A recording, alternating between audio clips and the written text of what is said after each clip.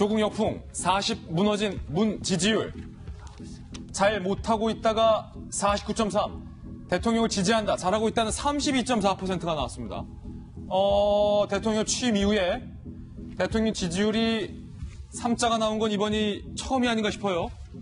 잘 못하고 있다가 50 육박한 것도 상당히 충격적인데 지금 대통령의 콘크리트 지지율까지 빠지고 있다는 의미로 해석이 되고 있기 때문에 청와대와 여권에서는 사실 40% 선이 붕괴되느냐 안 붕괴되느냐가 대통령의 어떤 국정 운영에 대한 마지노선, 일종의 마지노선, 한계치, 임계점으로 여겨온 게 사실이거든요. 근데 그게 무너져서 지금 32.4, 조금 있으면 30%까지도 지금 위태위태 붕괴 흔들흔들 하는 상황이다라는 거예요. 사실 여권에서, 청와대에서 지금 이 지지율 결과 상당히 충격적으로 받아들이고 있는 그런 상황입니다.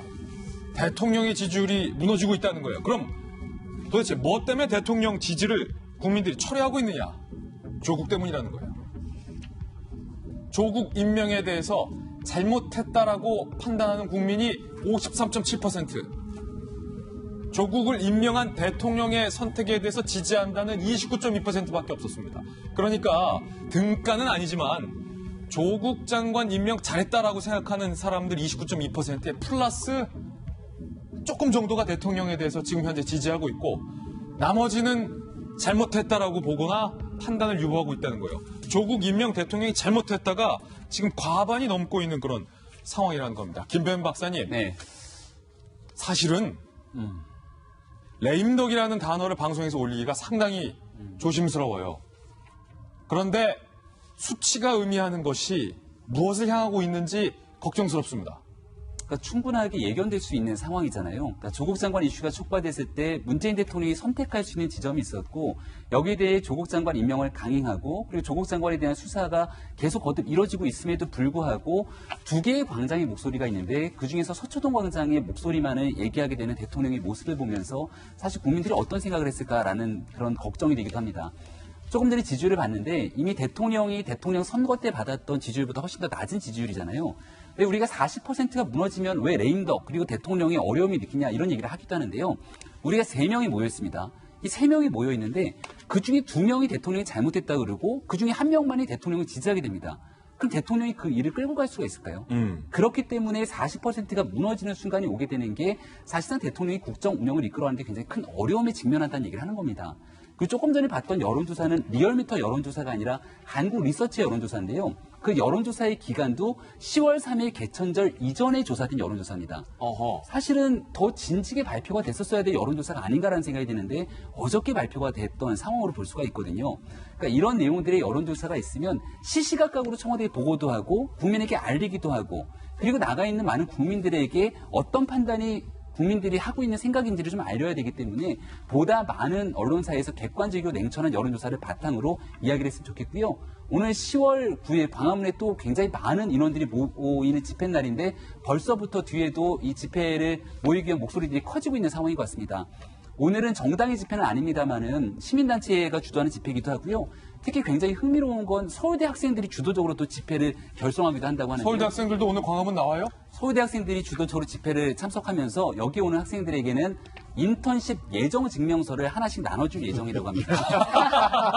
아니 오늘 네. 광화문 집회에 참석하는 서울대 학생들에게 네. 서울대 학생들이 자체적으로 인턴십 활동 예정 증명서 이거 지금 발표해 준다는 거예요? 네, 이거를 발표해 주는데 아니 집회 오는데 무슨 인턴십 활동 예정이냐 무슨 활동을 했냐라고 하니까 그 활동의 업무 내용을 보면은 사회정의 실현 네. 근무기간 10월 9일부터 사회정의 실현 될 때까지 그리고 여기에 대한 발급하고 있는 곳도 문서위조학과 이게 우리가 기생충이라고 하는 영화에서 나왔던 것처럼 서울대학교의 문서위조학과 뭐 이런 거 없나? 라고 했던 이런 모든 것들을 다 패러디를 한 상황인데요. 야 역시 서울대 학생 이게 특정 정당에서 문재인 정부를 반대하거나 이런 정치적 목적이 있는 것이 아니라 서울대학교 조국 장관이 교수를 재직하고 있는 곳입니다. 그러니까 이런 곳에서 일어나고 있는 청년들의 목소리에 귀 기울인다면은 지금 대통령과 청와대에서도 이것을 검찰개혁 하나의 목소리만 낼 때는 아니라는 것들을 좀 고민해야 될 지점이 아닌가 싶습니다. 예.